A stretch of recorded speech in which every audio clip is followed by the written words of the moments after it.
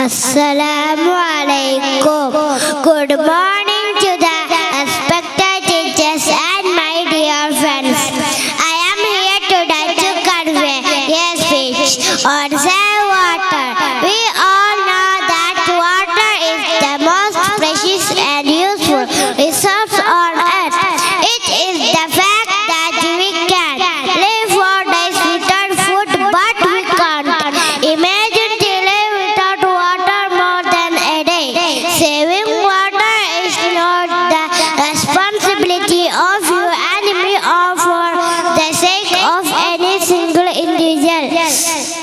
For humans, it is essential for humans, but also it is a habitat of so many species in the end. I would like to request all of you to take a blood to save water. Thank you. Assalamu alaikum.